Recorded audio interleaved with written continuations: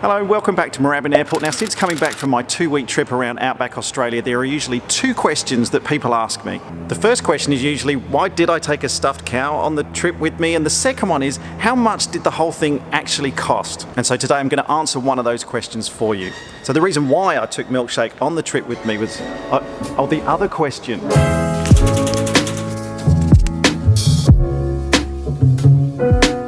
But how much did the whole thing cost? Well, I'm going to be completely open with you in this video and share all the costs that I incurred as part of this trip. And I'm also going to give you some tips on how I budget for some of these larger trips. So if you are thinking of doing something yourself, maybe you can follow a similar structure and then you'll have a rough idea of how much the whole exercise is going to cost you before you set out and fly. Now, I was actually due to take Kilo Juliet November for a flight today. It's due for its 100 hourly and there's about 1.5 hours left on the clock. I was just going to go and use those up to get a bit of practice, but unfortunately the weather's not very good here in Moorabbin. But talking of the 100 hourly, that is something that I'm going to be working with the guys from Blue Demon who do the maintenance on this aircraft to film the 100 hourly maintenance process. And if you've got any specific questions of what goes on in a 100 hourly service, then let me know in the comments below and I'll see if I can cover that in the video that I'm making. Also, if there's any AOPA members watching out there, I met with Paul, the editor of Australian Pilot magazine, yesterday to do a bit of an interview for the next edition. Also looking to do some new content ideas with AOPA. There's some new aircraft coming into the country that I'm hoping to get into and film for the channel so you can see them first. But yeah, just wanted to say, if there's any AOPA members out there, what's up? But yeah, because we're not flying today, let's head back to the office, let's make a cup of tea, and let's start going through some of those costs.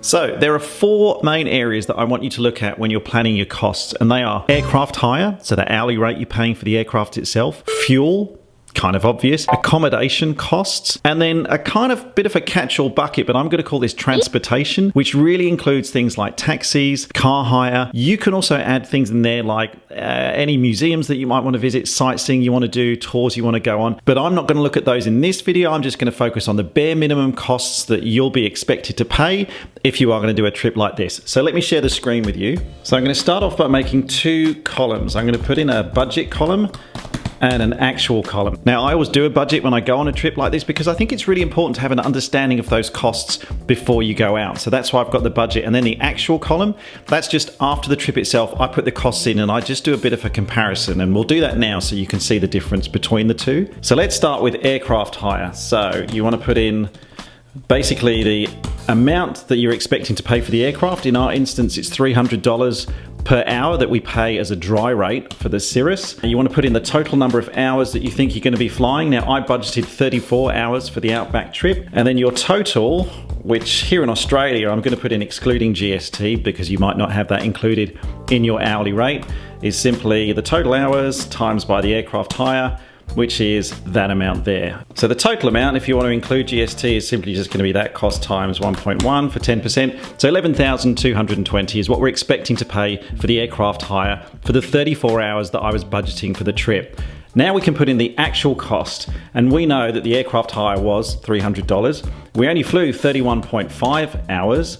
So if I copy these 2 and paste them in here, we can see that the actual was 10,395 as opposed to the 11,200 which we budgeted for. Next up, you want to be looking at your fuel. That's a relatively easy one to do as well. I basically do a fuel per litre cost. And for the trip, I budgeted an average cost. I thought it was going to be around $2.80 per litre. That might be low compared to what you're used to, might be high. You want to have a look at some of the airfields you're going to and work out. You can get really detailed on this, but look, chuck in an average kind of value just to get an idea in the budget.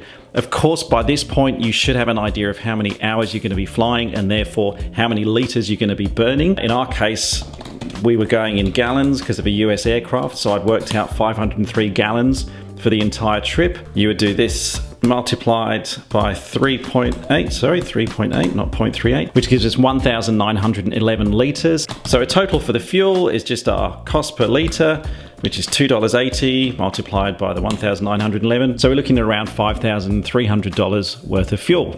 Now, an important point to consider when you are looking at budgeting for fuel, that assumes that you're running the aircraft fully rich for the entire trip. That's how I planned it, because the total gallons or the total litres, whichever unit you're using, that I used to calculate was based at the highest fuel burn. So in the Cirrus, that was 16 gallons per hour.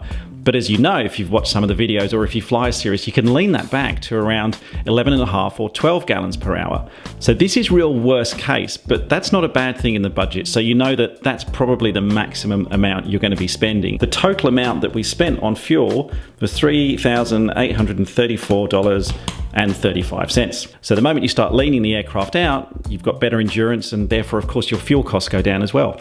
Then living expenses. So I put in accommodation at an average per night of $170. And what I like to do with accommodation is add a 20% buffer on top of that. And the reason why I explained in a previous video, some nights you're going to have to forego the accommodation that you've pre-booked, but you want to be able to do that on your trip without thinking, oh, look, I've booked accommodation at Kalgoorlie tonight and the weather's looking rubbish, so I could try and go there because I booked the hotel, or I know I can get to this place with better weather, but then I'm going to lose my deposit on that hotel.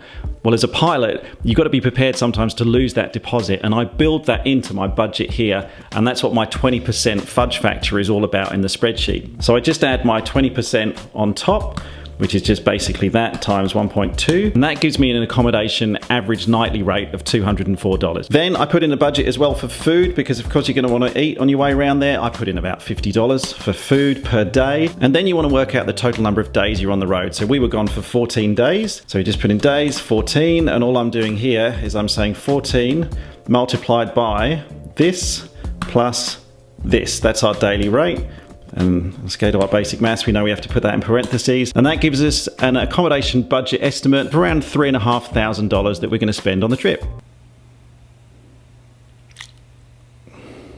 Now I finished reconciling my accommodation costs for the whole trip, and we actually came in under that, which was good. The total cost was $2,615.77, which may seem a lot for a 14-day trip. And look, there's one big cost in there as well that I should mention, which was the time spent in Uluru was $900 for the accommodation for 2 nights, which sounds like a lot of money for accommodation, and it is. Don't get me wrong, it is a lot of money, especially compared to some of the other places we were staying at. Do bear that in mind as well if you are going to maybe bigger cities, which are more expensive, or tourist hotspots that you might need to budget slightly higher for those in your accommodation. But fortunately, with the contingency we put in, we actually came under budget on the accommodation as well. Then finally, I'm looking at transport and other. Like I say, you can put in here anything like tickets that you want to buy, sightseeing that you want to do. I'm not going to do that now. I'm just going to put in the transportation costs that I had as part of this trip. That was car hire in Uluru, which I had budgeted at $200 for 1 day. Taxis, I'd assumed that I was going to do $30.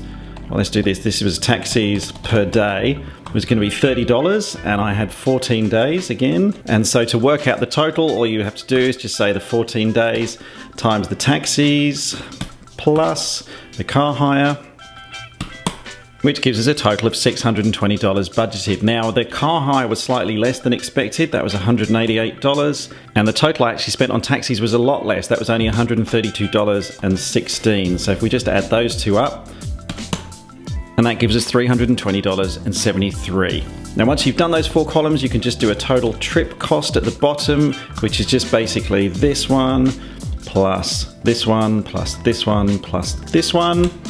So the budget for the trip was going to be around $20,000. How much did we actually spend? I can just copy that across, and you can see the expense for those items was just over $17,000.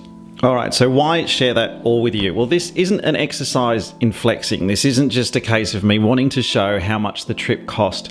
But this, to me, like pretty much anything else with aviation, is an exercise in planning and preparation. One of the best things you can do as a pilot is try and take as much stress away from you as possible before you get in that cockpit. So if you've planned your budget beforehand, if you've built in contingency, and if you've saved and you know you have the money to pay for that trip, then executing the trip actually, well, first of all, it takes the stress away and it becomes more fun. Now, of course, this isn't a cheap exercise, and to be honest, anyone watching this who loves aviation, who thinks any part of it is cheap, you're obviously fooling yourselves. You know that there's money involved that you need to invest in this side of things. But if you choose to invest your money in aviation, like I do, then the best thing you can do is be prepared about it. So plan yourself a budget, build in some contingency, save the money for a trip like that, and then when you're actually executing the trip, you don't have to worry about money along the way because you've planned it all out beforehand. All right, I hope that was useful. If you like this, then like this. If you're new to the channel and you haven't subscribed yet, do click on that subscribe button. It's great to grow the community online here. Otherwise,